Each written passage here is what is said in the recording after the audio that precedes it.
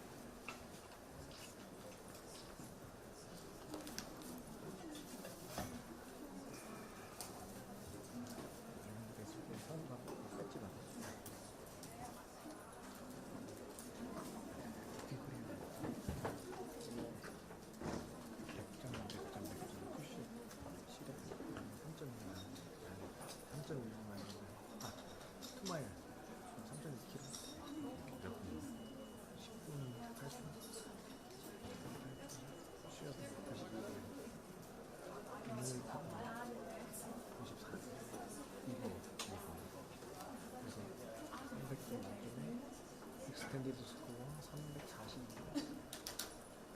내가 여단 2등.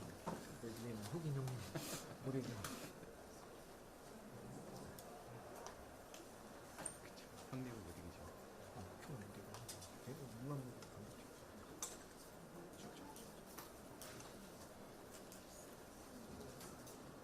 이거를 왜 따라? 이거 따면 아침 5시에 다 같이 운동하는 거 안 해요. 바로 좀 빠져서 연대 한 다음에 헬스장 장점 2등병 때 그거 듣고 1년 많이 써요. 6개월에 한 번씩 시험 쳐. 그걸 유지해야 되는 거죠.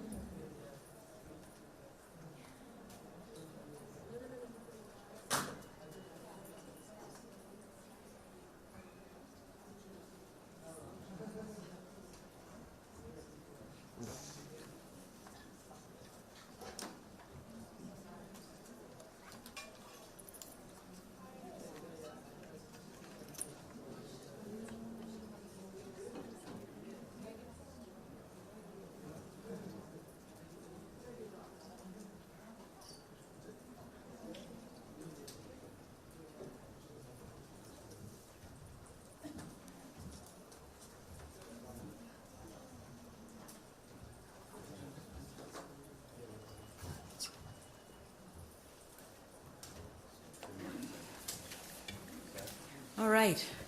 A very good afternoon to media colleagues here in Busan and everybody watching online. Welcome to this media briefing on the opening day of the 5th session of the Intergovernmental Negotiating Committee, INC5, to develop an international legally binding instrument on plastic pollution. My name is Keisha Rukikaire. I work with UNEP Communications and I'll be moderating this briefing. So on our panel today, we have the chair of the INC, Ambassador Luis Vallas Valdivieso.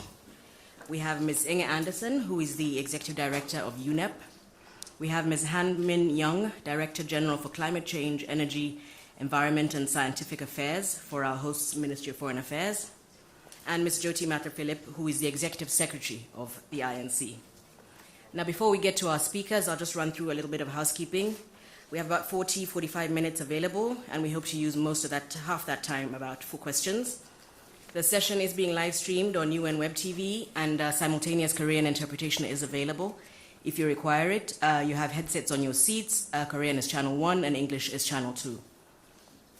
For media with questions, once we move to the Q&A portion of the briefing, once I call on you, before you ask your question, please state your name and the media outlet you represent. If you are not a media of the member, you're free to observe the press briefing, but questions should please be limited to journalists. Our first speaker this afternoon is Ms. Inge Anderson, Executive Director of UNEP. Over to you. Thank you. Thank you very much, and good afternoon. As I said in the opening, it's been 1,000 days since UNEA greenlit these negotiations, and here we are. We understand, however, that some plastics remain in the environment for thousands of years too and decompose, and when they do so, they nevertheless remain as smaller articles where they persist, pervade, and pollute. And that pollution is harming our natural systems on which we all depend, making it much harder to adapt to climate change and very likely, indeed, harming human health. So here in Busan, at this INC5, and we extend our appreciation to the Korean government and Korean people and people of Busan for welcoming us so warmly. Here in Busan, INC members now have a real chance to get something done about this by gaveling under the leadership of our chair and instrument that represents an ambitious starting point to end plastic pollution. And as I've said this morning, to get there, members who are parties to the negotiations will need to find agreement on many provisions, which I believe we can split into 3 categories. I mentioned that as well. And the first category are these provisions that are standard. We see them in many other treaties. They are not surprising. They deal with implementation and compliance, national plans, reporting, effective evaluation and monitoring. I'm encouraging member states simply to just gavel those. In the second category, yes, are provisions around which there is some convergence, but there is also more conversations to be had, and the chair has offered a helpful paper to guide negotiations. That deals with issues such as product design, emissions and releases, waste management, and legacy pollution, as well as just transitions. Now, I am suggesting that once we get over the introductory session, which we're still dealing with, negotiators should be able to make rapid progress on these provisions. And in the third category are the more difficult issues that will require significant work to resolve. The first of these unresolved issues is around plastic products and chemicals. You may have heard some of those discussions this morning. It's clear, however, I say, that there are chemicals that we don't want around or in people, let alone babies and children, and near to our food or to our bodies. And so let's begin with those that we clearly understand can be putting people at risk. And negotiators, I also say, can we encourage that they look at specific plastic items that we can live without. And beginning, obviously, with single-use and short-lived and quote-unquote unnecessary plastics, and then consider alternatives. The second unresolved issue is the issue around supply, and here I'm suggesting that negotiators take inspiration and, frankly, instructions from the United Nations Environmental Assembly resolution that speaks to sustainable production and consumption, which is language that we all understand from SDG 12. And the third item deals around finance. Let me just be very clear, in case some journalists come straight from Baku, that we are negotiating a treaty for the ages. It has to last. Therefore, this is not obviously about numbers. It is, however, about a mechanism that needs to be established, again, I'm encouraging that parties who are negotiating take instructions and or enlightenment from the UNEA resolution, which speaks to a dedicated fund that needs to be established, possibly a dedicated multilateral fund. And I'm asking that the negotiators use that language and outline the broad contours of how this mechanism will work. I don't expect, as you've seen from this morning, necessarily that negotiations will be easy, but I understand that every country is here in good faith. That's how we operate in the United Nations. And I understand that there is a great public desire and political desire across the world to get this done. And that's urgent and important. And we do so is get a strong start without lowering the bar so that the treaty could potentially become meaningless. Now, the eyes of the world is on this spot in Korea, Busan, and many observers and stakeholders are here, which will help shine a light. And as I've said, we see scientists, indigenous people, health workers, civil society, business, and many more. And they're watching and engaging and obviously expecting us to deliver. I'll hand it back over to you, Chair. Thank you very much, Madam Executive Director. Our next speaker is Ambassador Vyas, Chair of the INC. Over to you, sir. Thank you very much, and good afternoon to all. And it's so nice to see you here. First of all, also my gratitude to the Republic of Korea, to the people of Busan and the Republic of Korea and the government of the Republic of Korea for hosting us here in this beautiful city, Busan. It's my actually third time here in Busan. I hope I will have time to enjoy as I have enjoyed the times before, but yes, now we are here in our negotiations. I thank you for being here today, and I would like to reflect on the significance of our work at this fifth session of the Intergovernmental Negotiating Committee to Combat Plastic Pollution. This session represents a pivotal opportunity for us to tackle one of the most urgent global environmental crises of our time, plastic pollution. The scope of our challenges is staggering. Plastic waste is about 80% of all marine pollution, with an estimate of 8 to 10 million metric tons entering the oceans annually. Global plastic production has soared from 2.3 million tons in 1950 to 448 million tons by 2015. And if current trends persist, is expected to double by 2050. This isn't just a matter of environmental degradation.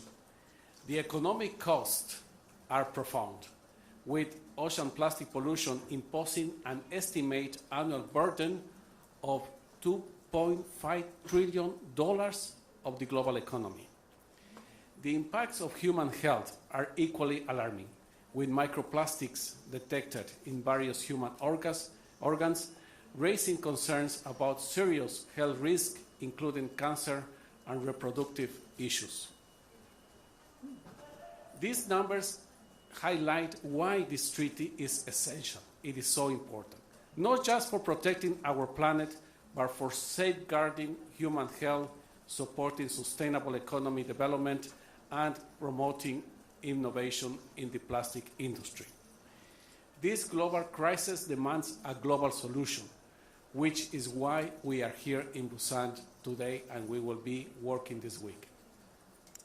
The INC treaty we are negotiating has three key goals. First, safeguarding the environment. Second, protecting human health. And third, ensuring sustainable economic progress. It is a treaty that aligns with the Sustainable Development Goals, offering opportunities for innovation, job creation, and economic stability while addressing plastics' environmental and health impacts.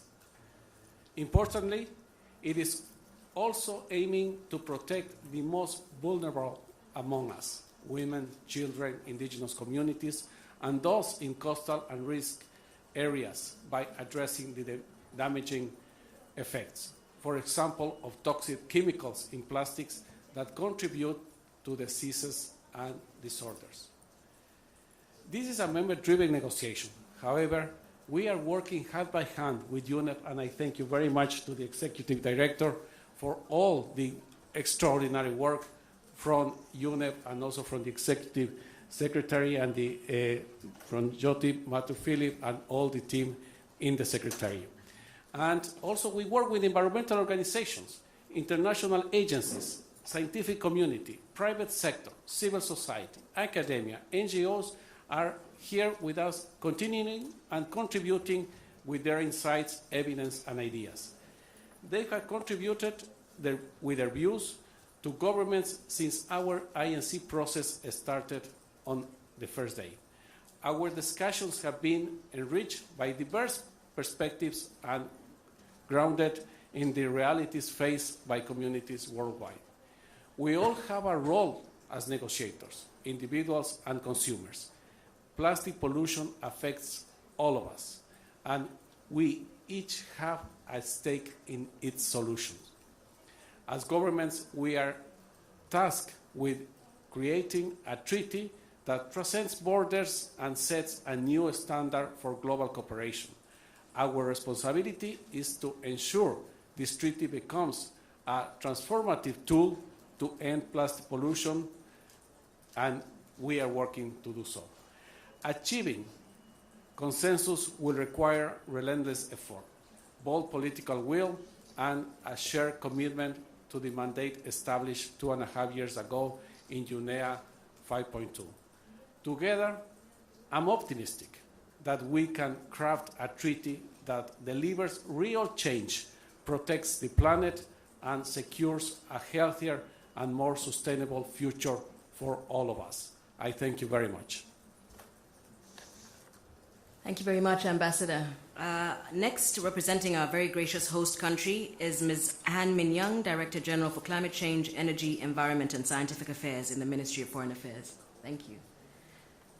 Thank you for the introduction. Good afternoon. It's my great privilege to welcome you all to the 5th session of Intergovernmental Negotiating Committee meeting in Busan, Republic of Korea. As the host country, we are truly honored to serve as the venue for these critical discussions. As a strong supporter of multilateralism, the Republic of Korea has been committed to the establishment of an international instrument to tackle plastic pollution since the beginning of this process, starting from the 5th session of UN Environment Assembly, UNEA 5. We have carefully reflected on the areas where Korea can make meaningful contributions to this process. Hosting the INC 5 is a deliberate decision to demonstrate our such commitment. Building on our extensive experience of hosting prestigious international conferences, we are dedicated to facilitating effective and productive negotiations among all delegates over the next 7 days, working toward an ultimate goal of concluding the treaty here in Busan. Since this is the final round of negotiation, we have prepared the meeting spaces with maximum flexibility to enable all delegates, observers, and media to engage productively and effectively and to facilitate active formal and informal discussions. As we gather here, we are reminded of the far-reaching implications of what we can achieve here for our collective future.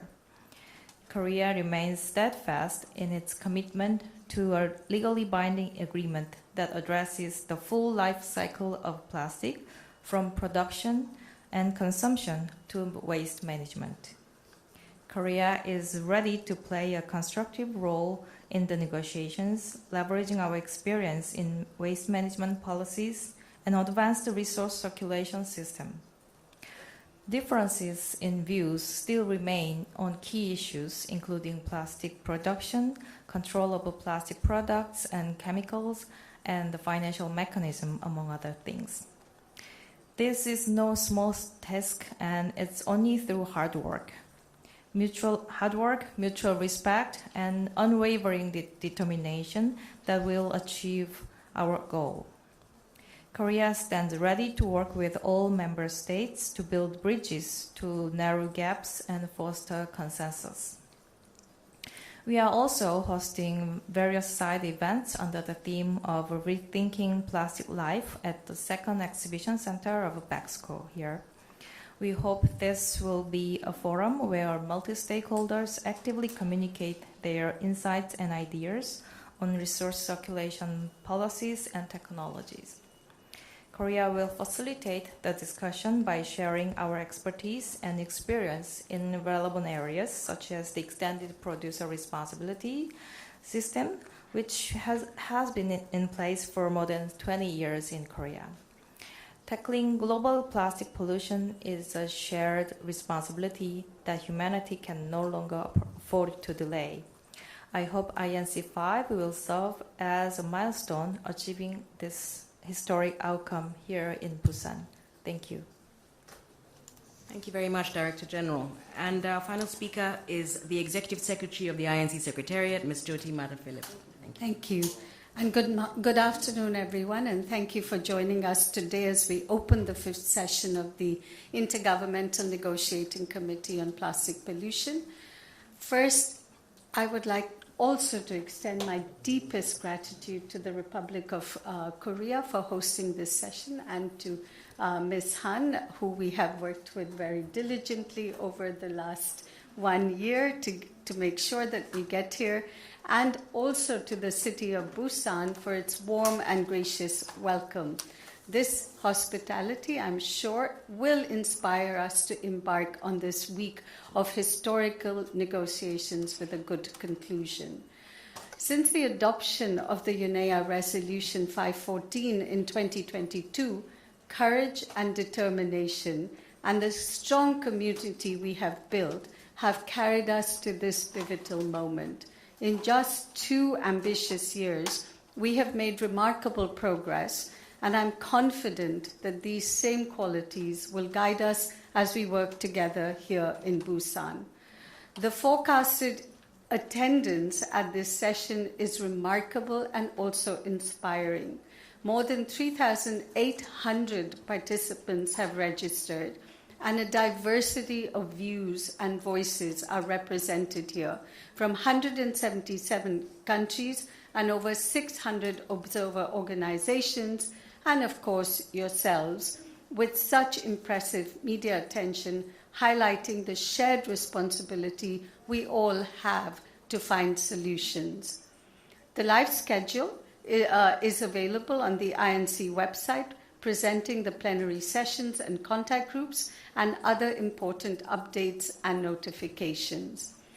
Accessibility for all stakeholders remains at the core of our efforts, including live streaming of the plenary and multilingual interpretation in all 6 UN languages, ensuring that our audience around the world can follow this process.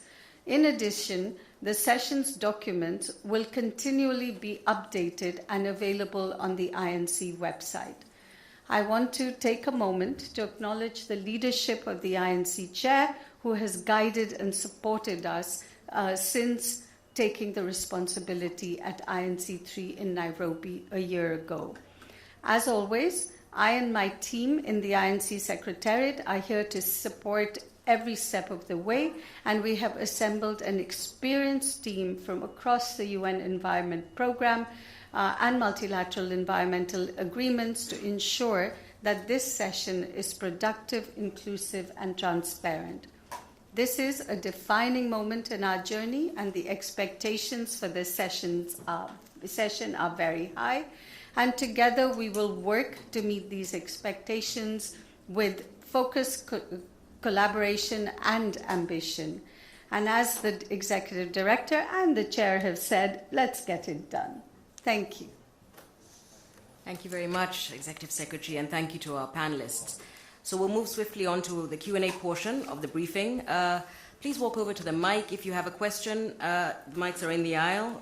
If you have a mobility challenge, you might be able to have a... Yes, we might be able to... Oh, you'll take the mics to them?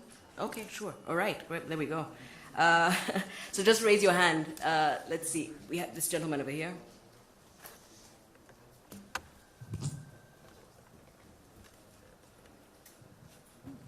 Thank you. I am Seung Sub-song, a journalist from the Asia Business Daily.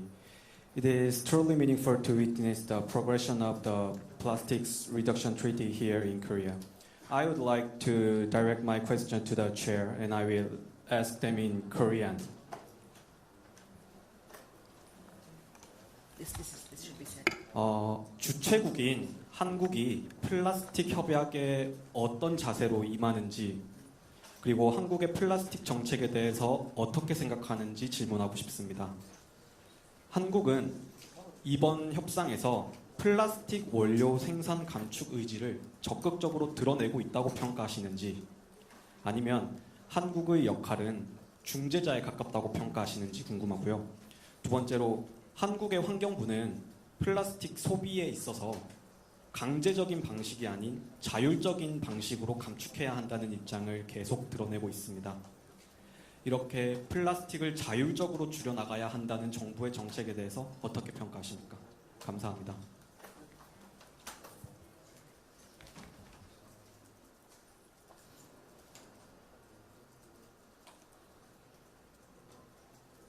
I thank you very much for your question. Well, we have an ongoing negotiation, and what I can say is that Korea, the Republic of Korea, is doing a wonderful job here hosting us here in Busan. But also, during the whole process, the Republic of Korea also has been with active role and very constructive role. Also, with the ambitions to get a treaty that will be effective to end and combat and end plastic pollution. I admire also the whole projects and processes that are going on in the Republic of Korea too that I have seen, and I actually congratulate for what they are doing in this country. Thank you very much. Thank you. This lady over here, and then the one behind there. Thank you. Hi, Jessica from Eco Business. Inga has mentioned the 3 points that the negotiators should focus on, but on production cuts, that's been the most divisive. And we've seen some interventions from Saudi Arabia and Russia this morning that prove that it might be quite difficult. So can we get some views from Inga and the INC chair on how you expect to resolve this issue? Thanks. So this Inger will tell you then. No, essentially, as I said, I think it's very important to go back to the UNEP resolution. This was a hard-fought-for language, but it is accepted language by all member states. And that means speaking to the elements that are today in SDGs, the Sustainable Development Goal 12, which speaks to the sustainability of our production and consumption on everything, extractives, agriculture, forestry, as well as plastics, but I mean, it doesn't name them specifically, but that's obviously the intent. And I think that the negotiators back at UNEP 5 very cleverly took that language because it speaks to consumption and production. Obviously, what we see today is unsustainable because much of it ends up in our river and our oceans. That was a wisdom and the insight that they had back in Nairobi. And that wisdom and insight still prevails. And so how is it then that we will deal with that, which no one wants in our rivers and oceans and soils and what have you, and indeed in our bodies? That's the question.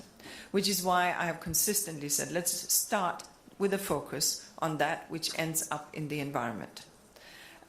Let's consider what that is, and let's start with a focus on that which we know exposes us to chemicals. This has been very clearly what I said in my opening speech, and I've said it for 2 years.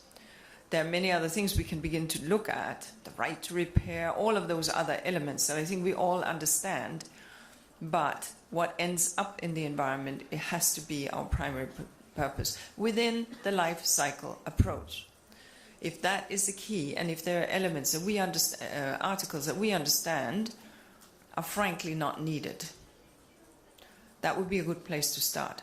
If we understand that there are chemicals that frankly we should not put next to in the diapers of our babies or in the cosmetics or next to the food that we are going to ingest, let's start there. And then let us establish a process, as we well know in UNEP under all of our environmental agreements, for how we can in future identify other things that we can quote-unquote list. That is the process by which I hope that member states will proceed, and that is indeed what the chair has also engaged in many discussions on similarly. The UNEP resolution is deeper and wider than maybe member states currently recall, so I keep going back to that. That was 10 days of hard negotiations in C2 and months of negotiations prior to UNEP, and it should serve as a basis. We are not starting from scratch. Thank you. Thank you, Chair. Anybody else on the panel wanted to add? Okay, thank you. No, just, the Executive Director has mentioned important to recall Resolution 514 from UNEP 5.2 and the whole life cycle. We are working, we have a mandate also to work on the whole life cycle of plastics, and we are doing so. And also important to underline that, again, in this negotiation, what is important is also, and me as a chair, to give the space also to the members to have that constructive negotiation that we are looking for. I am optimistic. I can see that we have that space, we have created that space, and we have to go forward and also get an agreement here for the end of the session. Thank you. Thank you. We have one there, and then we can go to this gentleman over there after that. Thank you. Thank you very much. My name is Jess Staffenberg, and I work for Source Material, which is an investigative newsroom, and we partner with bigger media partners. This is a question for Inge. In yesterday's meeting, one of the questions was around cuts to plastic production, which is obviously a big part of the whole session, the whole treaty, because of the projected amount of plastic by 2050, etc. An NGO alleged that, Inge, you'd been talking to a number of countries and had pressured them to back down on some of their production-related demands. When you were asked that, you answered to say that you'd met with delegates, but you didn't clarify that you hadn't pressured them to reduce plastic production cuts. Could you clarify that now, please? I've met, as I said yesterday, and you can ask me again tomorrow and you'll get the same response. I've met with many people from delegations, from NGOs, from business, from indigenous people. I'll continue to do so. I will engage with them to move them under the big tent that the chair has constructed. That big tent is there in the form of the non-paper. That's my job, and that's what I do. Thank you.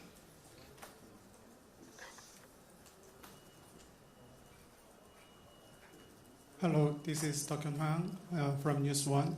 I'm speaking a question in Korean.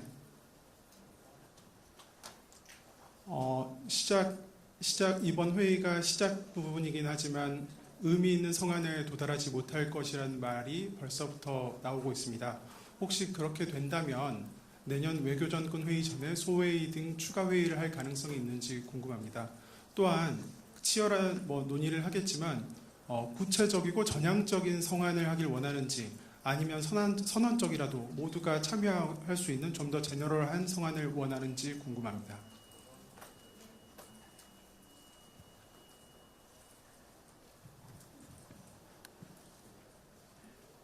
I thank you very much for your question too.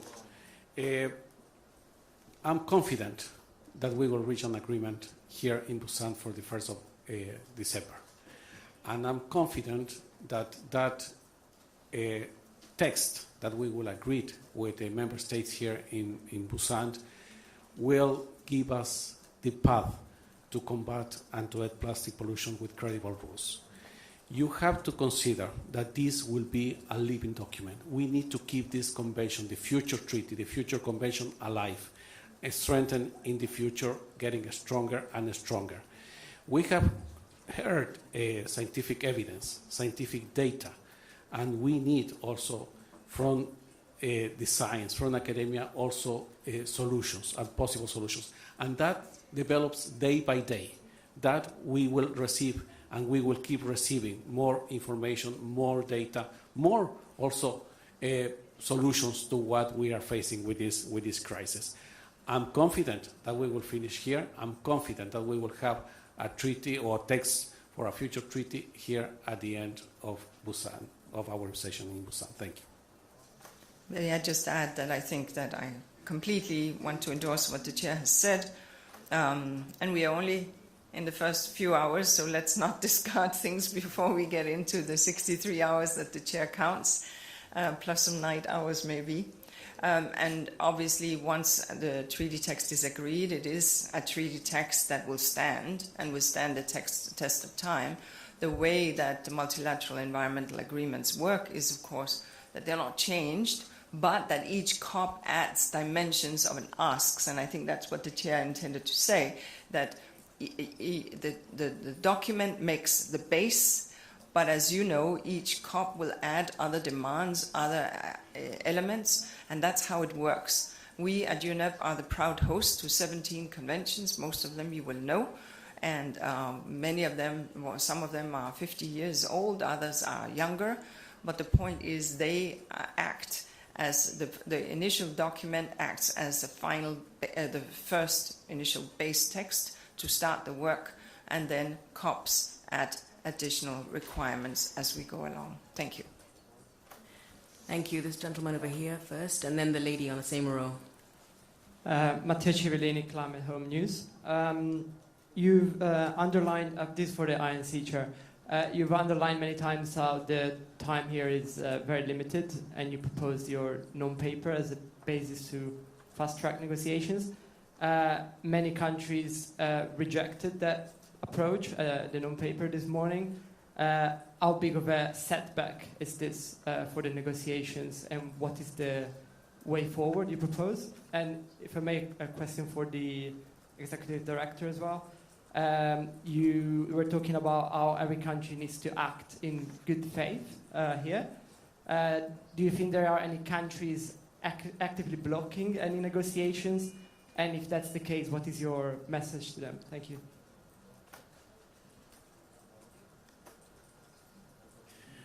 Thank you very much for your question. And yes, I have mentioned the time constraints and time limitations that we have about those 63 hours that we need to work hard.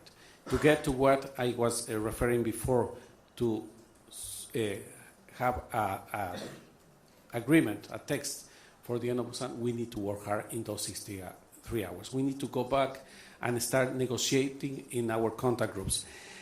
About my proposals, I didn't see it as a rejection. There are some concerns. Some members that, with all the right, have mentioned the lack in some aspects in that text, in that proposal, that the only intention with that non-paper is to facilitate negotiations, to build on that in that document, to see also at the end of Busan the treaty or the text that we would like to see. We still have, like the executive director said, we are just a start. It was our first morning. We still have 6.5 days ahead of us. I'm still, and I will keep being optimistic and also confident that we will end here in Busan with a text. And we will hear also some other countries, some other member states speaking this afternoon, and then I will come also with my proposal for the way forward. Thank you. And if I could just say and add to that, you heard voices, but you heard some voices that speak for an entire continent. And so you need to sort of look at how the numbers came out in terms of, I saw strong support and heard strong support for the chair's paper, and those voices who were concerned around the paper exactly wanted to see some additional elements. So that's just to underline that. With respect to every country coming in good faith, that is always how we expect it at the United Nations. Anything else would be completely countercultural to multilateralism, and therefore we very much know that that's the way. Do they come with different interests? Of course. That's the reality of negotiations, and I think that you see the reflection of those interests in some of the interventions.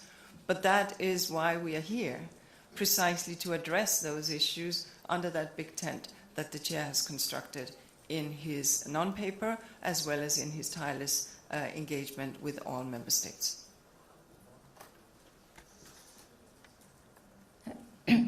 안녕하세요. 저 유시스 성소희라고 하는데요.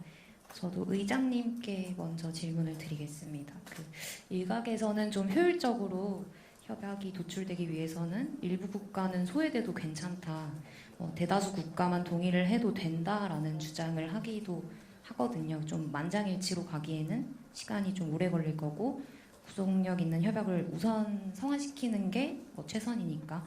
그래서 의장님께서는 여기에 대해서 좀 어떻게 생각하는지가 궁금하고, 그리고 협약을 나중에 좀 받아들이지 않는 국가들이 나중에라도 좀 참여할 수 있는 어떤 인센티브 같은 거를 설계할 그런 계획이 있으신지도 궁금하고, 두 번째로 그 외교부 심의관님께 질문을 드리고 싶은데요. 한국의 경우에는 절충안도 준비를 하고 있는 걸로 제가 알고 있는데 좀 이게 어떤 식의 절충안인지 궁금하고, 좀 협상을 반대하는 국가들을 좀 설득하기 위해서 어떤 좀 물밑의 노력을 전개하셨는지 같이 궁금합니다.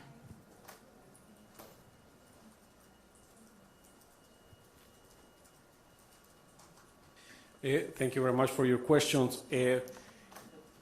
I've been working looking at those 63 hours that I mentioned, this now 6.5 days to work with, to make it more efficient and effective as possible. That's why I have presented also an organization of work proposal to the members that we are working with it now. I think it's important to listen to the members. This is, as I said, member-driven negotiation. We need to listen to them and also keep on track and keep advancing and progressing. Yes, once again, time constraints. We need to optimize and be efficient and effective in the time that we have ahead of us. We have, once again, a resolution that we took 2.5 years ago, 514 from UNEA, and it's a mandate to the members. And in that mandate is clearly a state that we will negotiate, and we are doing so, international legally binding instrument. This will be, and we are in that line to have a legally binding instrument for the end of our 5th session. Thank you. Thank you. We'll take the gentleman right at the back. Oh, sorry, go ahead. Director General, sorry, my apologies. 네. 저희 한국의 입장에 대해서 이제 그동안 저희는 처음부터 굉장히 적극적으로 이번 플라스틱 협약이 채택이 되어야 된다. 특히 이제 우리 유네아 결의에서 얘기한 것처럼 금년 말까지 협약이 채택이 되어야 된다는 적극적인 입장으로 그동안 협상에 임해왔고, 저희가 이제 각 의제별로 절충안을 어떤 거를 낸 거에 대해서는 너무나 많은 의제가 있기 때문에 그걸 일일이 다 설명드리기는 어렵고, 이제 각국의 입장들이 매우 다르기 때문에 그 중에서 특히 조금 더 상세하게 해서 좀 시간을 갖더라도 이제 좀 협약을 계속 더 논의를 하고 이제 동의를 하는데 좀 시간을 이제 좀 지체하려고 하는 나라들도 있는 반면 또 이렇게 빨리 시간 내에 우리가 모두가 합의할 수 있는 그런 방안을 이제 주장을 하는 나라들도 있는데, 이제 한국 같은 경우는 제가 말씀드린 것 중에 그 후자인 경우이겠습니다. 그래서 우리가 처음부터 한국말로 이제 첫 술에 배부르냐 이런 말도 있지만 한 번에 모든 거를 다 타결해가지고 협약에 담기는 어렵기 때문에 일단 우리가 합의 가능한 부분에 있어서 협약을 최대한 합의를 해서 기한 내에 협약을 채택해 나가자라는 부분에 있어서 열심히 저희가 적극적으로 역할을 해왔다고 생각합니다. Thank you, Director General. 예, 브릿지 경제 박진성 기자입니다. 외교부 한국장님하고 INC 장님께 질문드리겠습니다. INC 5차의 개최국이자 플라스틱 주요 생산 소비국인 한국의 입장은 중요하다고 생각합니다. 아까 Sorry, please state your name and the outlet you represent. 예, 브릿지 경제 곽진성입니다. 아까 한국장님이 지지 표명하신 부분에 생산과 소비에 대한 감축, 그리고 플라스틱 원료 물질인 폴리머에 대한 생산 감축 위치, 생산 감축 의지를 표명한 것으로 풀이해도 되는지 궁금하고, 그리고 INC 의장님께도 질문을 드리겠습니다. 이번 협상에서 폴리머 생산 감축에 대한 부분이 주요 쟁점이 될 것이라고 보시는지 궁금하고, 이 부분이 쟁점이라면은 의장님께서는 이 부분을 어떻게 풀어나가서 합의를 도출한 계획이신지 궁금합니다.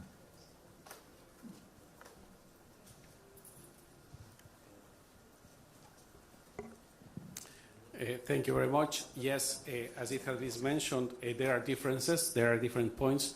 as the executive director mentioned, this is a negotiation. It's quite normal to have different positions. We have heard those different views in previous INCs, in the 4 previous sessions of this process. And I have also a request and mentioned to the members that yes, we have heard those positions, those divergences in the points of views among members. Now here is time to negotiate. Now here is time to bridge those divergences, come to convergence, and also to find those landing zones to get to this agreement that we want for the 1st of December. So that has been my request to the members too. That has been my request also to the groups that are going to negotiate this instrument here in Busan. And now, as a chair, I'm giving the space to do so, and also asking the members, and I'm sure they will do so, to work in a constructive way.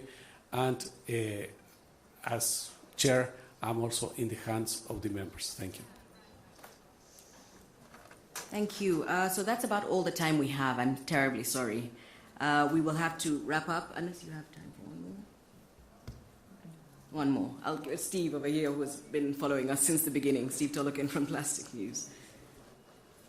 Sure, Steve Tolokin for Plastics News. A lot of people compare the plastics agreement to the Paris Climate Agreement, but a lot of people criticize the Paris Agreement for being too voluntary and too weak. So are you concerned that you'll come out of this week with an agreement, but it will have the same problems as Paris? How do you avoid that? I think that at this point, you can compare it, being the host, to any number of agreements. I don't know what other people compare it to, but we compare it to many of our agreements where we have agreed to make a gear shift, if I may say, in production of something. Whether it be the Montreal Protocol, where we agreed to phase out certain gases and replace them by others, whether it be the Minamata Agreement, where we agreed to phase out a material from our industrial processes, or whether it be something as unique as the CITES Agreement that establishes lists of things we are no longer going to trade, or we will trade with a different way. This is flora and fauna, so completely different. But the point is that each of these give inspiration, as does Paris. However, Paris took 21 years to get to a target. I just want you to recall that. The target of less than 2 degrees, aiming for 1.5. And therein lies the issue, because Paris started with a broad framework agreement on principles and only got to a target after 21 years. And only reached now, this COP29, and add a year because we skipped one because of COVID, the Article 6 finalization, which for those who know is the elements that will establish the market. We do not have 21 years. Part of the wisdom of the United Nations Environment Programme resolution for UNEA, the UNEA resolution, was that it set a very expedited time schedule of 2 years, and it said, get this done. It also set clearly with legally binding elements, right? And it set the entire life cycle. That is the ambition, and that is what the chair seeks to land. And therefore, I would not expect that we get a UNFCCC agreement, which has been criticized, and recall that was made in 1992. But we have to get something with targets, and we're not going to wait 21 years for it. Thank you. Thank you very much. Many thanks to our panel and to the media. We will have a list of official press conferences on the INC website. Should you have questions, we remain available here in Busan on the ground. Do get in touch. Thank you, and see you at the next one.